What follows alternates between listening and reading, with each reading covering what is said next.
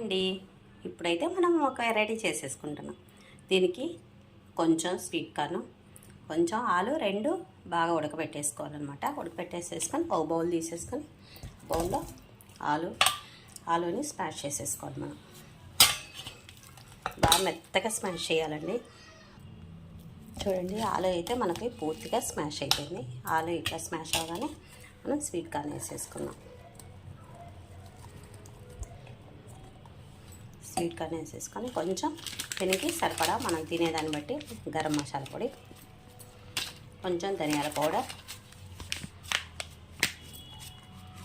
కొంచెం స్పైసీగానే తింటారు కాబట్టి పిల్లలు కొంచెం ఎక్కువగానే వేసుకోవాల్సి వస్తుంది. సరిపడా సాల్ట్, కొంచెం మనం పసుపు వేసేసుకున్నాం. దీనికి ఏంటంటే కలర్ఫుల్గా ఉంటుంది పసుపు వేసుకోవడం వల్ల.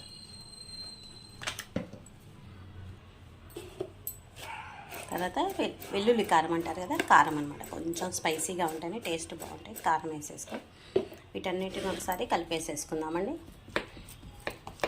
వీటిని కలిపేసుకున్నాక మనకి కొంచెం తినే వాళ్ళని బట్టి మనకి ఎన్ని కావాలని చూసుకొని దాన్ని బట్టి బియ్య పిండిని తీసేసుకోవాలి. రైస్ పౌడర్ ఉంటుంది కదా, అది తీసేసుకోవాలి. ఇప్పుడు వీటన్నిటిని మిక్స్ మనం ఇప్పుడు పిండి మొత్తం ప్రిపేర్ అయిపోయింది కదా, మెత్త కలుపుకున్నాం కదా, కొంచెం కొత్తిమీర వేసేద్దాం. చూడండి, కొత్తిమీర వేస్తేనే కలర్ఫుల్గా ఉంటుంది. దీన్ని అయితే మనం ఖచ్చితంగా ఒక 10 నిమిషాలన్నా పక్కన పెట్టుకోవాలి. పక్కన పెట్టుకుంటేనే ఇది బాగా పట్టుద్ది అనమాట. మనం బియ్య పిండి వేసాం కదా, అదంతా పట్టేసి మనకు చిన్న చిన్న టిక్కాల్లాగా వచ్చేస్తాయి. చూడండి, ఒక 10 నిమిషాలు ఉంటే అంతా పట్టేస్తుంది. 10 నిమిషాలు పక్కన పెట్టేసేసుకుందాం కదా. దాన్ని చిన్న చిన్న రౌండ్స్ చేసేసుకొని ఇలా షేప్లా చేసేసుకుందాం. చూడండి, ఇలా చిన్న చిన్న షేప్స్ గారెల్లాగా ఇలా చిన్నవి చేసేసుకొని దీన్ని పెనం మీద కాల్చేసుకుందాం. ఇలా పెనం ముట్టి చేసేసుకొని నెయ్యి వేసేసుకొని ఇలా చిన్నవి ఒక్కొక్క రోస్ట్గా వేయించేసుకోండి అనమాట.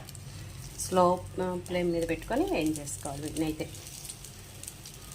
చాలా బాగుంటాయండి. ఆలు స్వీట్ కార్న్తో చేస్తున్నాను నేనైతే. కానీ మనకి ముద్దకు వచ్చేంత చూసుకొని మనం రైస్ పౌడర్ కలిపేసేసుకోండి. మనకైతే ఇలా రోస్ట్ అయిపోయినాయి, బాగా డార్క్గా వచ్చేసినాయి కదా. ఇలా మాత్రం కొంచెమన్నా రావాలి, లేకపోతే తినలేము.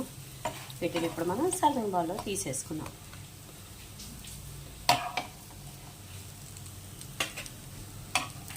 అంతే, స్వీట్ కార్న్ ఆలు టిక్కలు రెడీ అయిపోయాయి.